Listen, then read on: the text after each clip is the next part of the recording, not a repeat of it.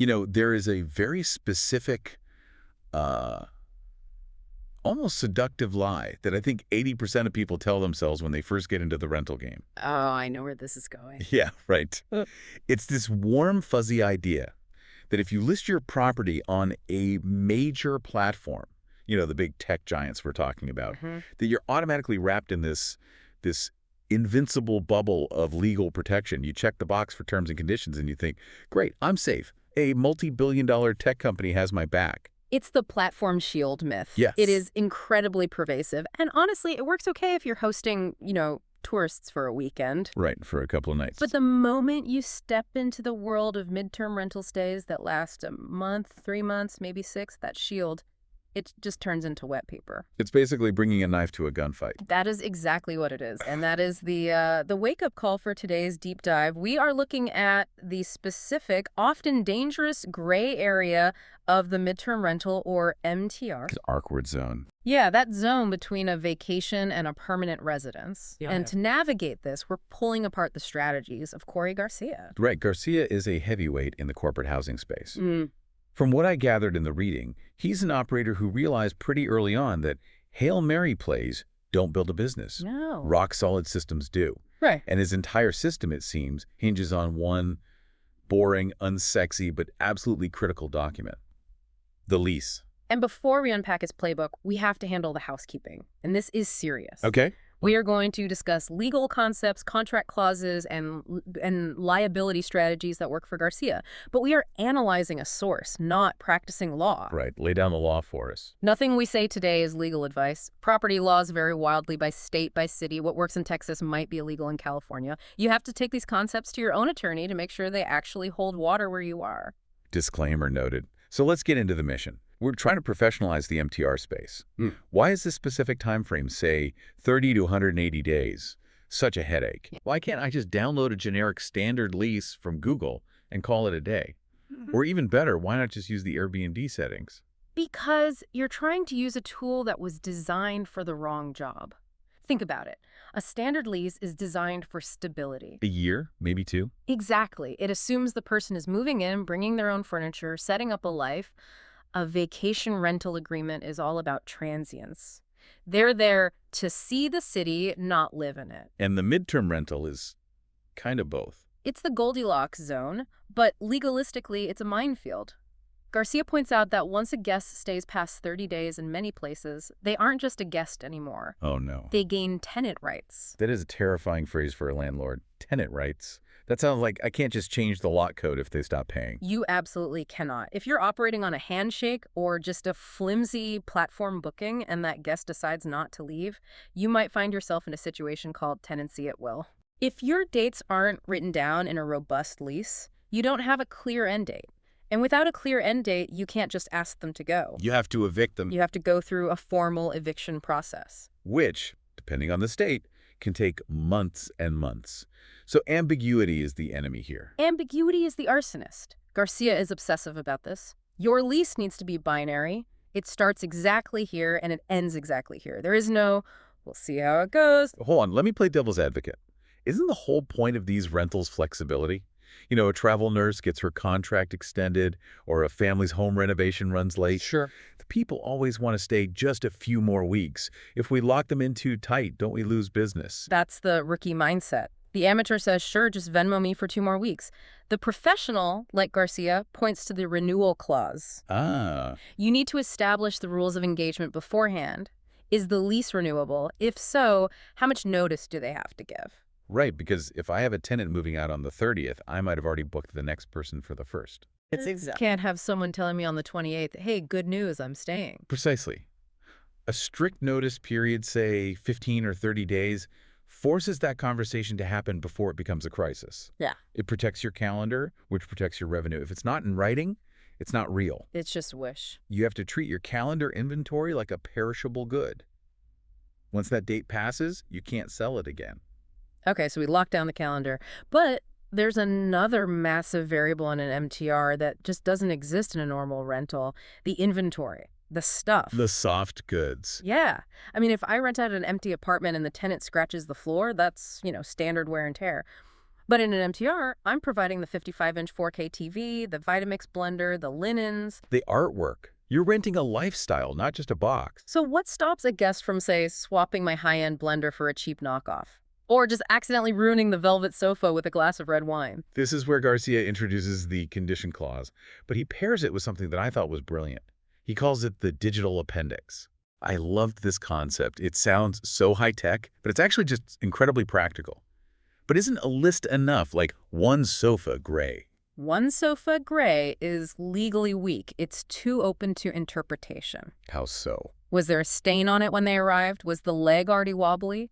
If you go to small claims court with a list that just says sofa and the tenant says it was broken when I got there, the judge will probably side with the tenant. It's your word against theirs. Precisely. The digital appendix kills that argument.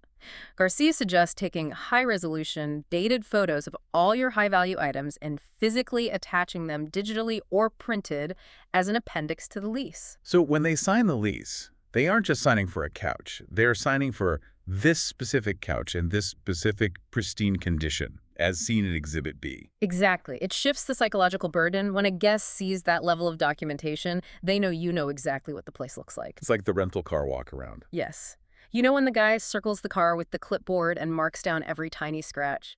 And you suddenly become extremely careful parking that car. You are hyper-aware of every single curb. That is the effect you want. You want them to feel a sense of stewardship. And Garcia pairs this with a move-in checklist. The guest has to sign off within, say, 48 hours of arrival, confirming everything on that list is present and in the conditions shown. It's brilliant because it solves the dispute before it even happens. You can't claim the TV screen was cracked when you got there if you signed a document on day 2 saying it wasn't. It forces accountability, and frankly, honest guests appreciate it too. It protects them from being blamed for damage they didn't do. Okay, let's talk about the part of the business that makes everyone sweat. And honestly, the part that the source material says most new operators mess up. The money. Payment structures. This is where MTRs get complicated because you're dealing with two completely different species of customers. Right. Garcia splits this into individual guests and corporate clients, and they operate in different financial universes.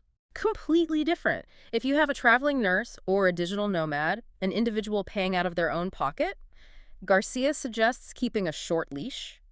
Makes sense. Payment up front for the whole term if it's short, or a strict monthly auto pay. You want to minimize the chase. Because if you're chasing a tenant for rent on a 3-month stay, you've already lost. The clock is ticking way too fast. Exactly.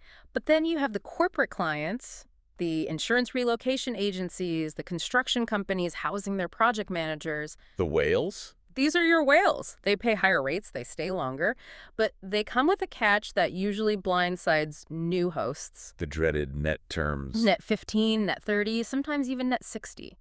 Okay, for listeners who haven't dealt with B2B billing, let's break this down because I think a lot of people hear corporate clients and just think instant cash. Yeah, it's not. What does net 30 actually mean for my bank account? It means you are acting as a bank for your tenant. Net 30 means the invoice is due 30 days after the invoice date. So let's say a corporate tenant moves in on September 1st. You send the invoice that day. They are legally not required to pay you until October 1st. Wait. So they live there for a full month before I see a single dime? Yes. And if your mortgage is due on September 5th, you have a cash flow canyon to cross. You have to float the utilities, the mortgage, the internet, everything for a full month before that revenue hits. That is a massive operational detail. If you aren't ready for that, you could go broke while being profitable on paper. You could. But why do we accept this? Can't I just tell the insurance company, hey, put it on a credit card, or you can't have the keys? You can try, and they will simply go to the next operator who understands how they work. These large companies, Fortune 500s, major insurers, have accounts payable departments with rigid cycles. They physically cannot cut a check outside of their cycle. So you have to adjust your expectations. You're not a landlord anymore, you're a vendor. That is the mindset shift. You are a vendor. You need to fill out W-9s. You need to invoice correctly. And because of that delay, Garcia points out you need to be even stricter about late fees. If they go past net 30, what happens? I assume there has to be a penalty, otherwise you're just an interest-free loan. Exactly. Is there a percentage penalty? Interest. You have to train them to prioritize your invoice. If there is no penalty for being late, you will be the last person paid. Okay, moving from the bank account to the bathroom, let's talk about the day-to-day reality of having a stranger in your house for 90 days. Who cleans the toilet? The eternal question. In a hotel, you expect daily housekeeping. In a yearly rental, the tenant buys their own plunger and scrub brush. Right. In an MTR, it's awkward. It's a friction point. Yeah. I can just imagine a guest assuming, well, I'm paying a premium rate, surely someone comes to clean, while the landlord assumes you live here, it's your mess. And that assumption gap leads to dirty properties and bad reviews. Garcia suggests defining this explicitly in the lease, but he goes a step further with mid-stay cleaning policies. I found this interesting. It's framed as a perk. We provide a professional cleaning every 2 weeks, but reading between the lines, it feels like a Trojan horse. It is a surveillance tool, absolutely. Definitely. Look, it serves two purposes. Yes, it keeps the property in good shape so you aren't facing a hazmat situation at move-out, but more importantly, it gets your eyes, or your cleaner's eyes, on the unit. Right. Are there unauthorized pets? Is there smoking going on? Are they hoarding pizza boxes? It's a wellness check for your asset. Correct. And Garcia suggests including a cleaning standard exhibit in the lease. It sounds like micromanaging, but you need to set the bar. Trash must be taken to the curb on Tuesdays. Spills must be cleaned immediately. You have to teach them how to be a resident in your house. You do. Speaking of teaching them how to behave, we have to talk about my favorite clause in this entire deep dive, the non-Airbnb clause. It's a catchy name for a very serious set of rules. It sounds like a secret weapon. Yeah. What exactly does this clause cover? It's a behavior code designed to strip away the party house vibe. Garcia sums it up with 3 hard no's. No parties, no subletting, no unauthorized guests. See, the no unauthorized guest part is tricky, because if I'm staying somewhere for 3 months, I might start dating. I might have my brother visit for a weekend. Is that really unauthorized? It depends on the lease. But this is where Garcia warns about a phenomenon he calls the slow drift. The slow drift, I love that term. It's insidious. A guest books for one person. They meet someone. That person stays over Friday. Okay. Then Friday and Saturday. Then they bring a toothbrush. Then they start getting Amazon packages delivered. Suddenly, 6 weeks in, you have 2 tenants, but you only vetted 1. And you're only getting paid for 1. Worse, you were only insured for 1. This is the part people miss. Oh, wow. If that slow drift roommate burns the kitchen down or slips in the shower and sues you, your insurance might deny the claim because that person was not a vetted, authorized occupant. So it's not just about annoying extra noise, it's a liability chasm. Huge liability. That is why Garcia advises strict occupancy limits. His rule is simple. If you're sleeping here, your name is on the lease. Period. It allows you to be the bad guy without being the bad guy. You can just blame the paperwork. Sorry, I'd love to let your cousin crash for a month, but the lease violates my insurance policy. Exactly. It removes the emotion. It's not personal. It's contractual. Okay, we've covered the happy path. Now we have to look at the sad path, the worst-case scenarios. The guest trashes the place. They stop paying. The break glass in case of emergency section, this is where the difference between a host and a business owner really shows. Let's start with jurisdiction. Garcia mentions a governing law clause. This sounds like legal boilerplate that everyone just skips over, but he says it's vital. Why? This is one of those things you don't care about until you care about it desperately. Okay. Imagine this. You own a rental in Austin, Texas. You rent it to a guy from San Francisco. He does $10,000 worth of damage, refuses to pay, and moves back to California. Okay, so I sue him. Well, the house is in Texas, so. Texas. If your lease doesn't specify that, the tenant's lawyer could argue for jurisdiction in California because that's where the defendant lives. Now suddenly you are hiring a California lawyer. Oh, no. You are flying to San Francisco for hearings. You are paying out-of-state legal retainers. You will spend more on legal fees than the $10,000 you were trying to recover. Exactly. You lose by attrition.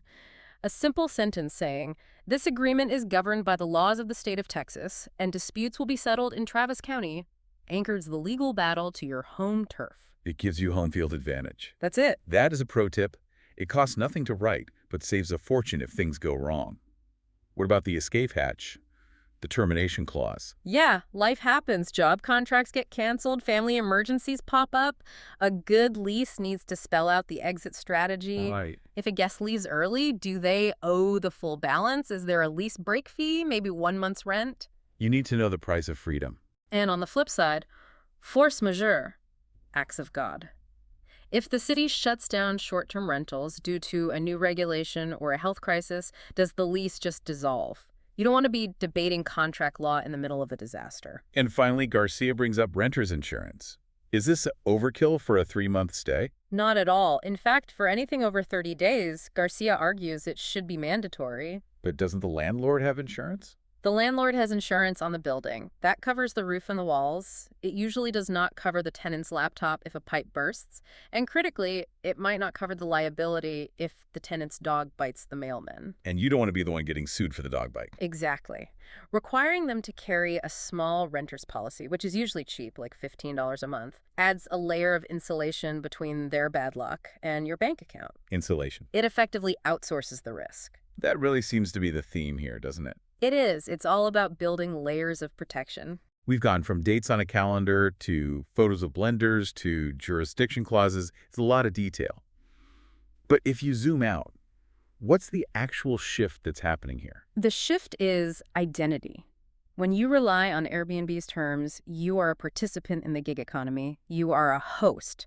You're waiting for the app to tell you what to do. You're passive. You're just crossing your fingers. But when you implement a robust, independent lease like Garcia's, you become a business owner. You are an asset manager. You are defining the rules of the game. It's about being proactive instead of reactive. It lets you sleep at night. You aren't lying awake worrying, what if the guest refuses to leave? Because you know exactly what happens. It's written in Section 14, Paragraph B. You have a plan. I love that distinction, moving from host to CEO. And here's the irony. Most high-quality guests, the ones you actually want, they prefer this. They want clarity. They're professionals. They are used to signing contracts. A solid lease signals to them that you are a professional too and that the property will be managed professionally. It builds trust. It does. It shows you aren't just winging it. So here is a question for you, the listener, to chew on as you go about your day. And this is a bit of homework. We love giving homework. We talked about the digital appendix, proving the condition of your assets. I want you to mentally walk through your rental right now. Visualize the living room. Look at the floor. Look at the couch. If you had to prove to a judge today that the scratch on the hardwood floor wasn't there yesterday, could you do it? Do you have a dated photo? Or do you just have a vague memory that it looked fine? If you can't prove it, you can't charge for it. That is the hard truth. So if the answer is no, it might be time to grab your camera and start building your defenses. Stay protected out there. That's it for this deep dive into the MTR lease. Thanks for listening, and we'll catch you on the next one.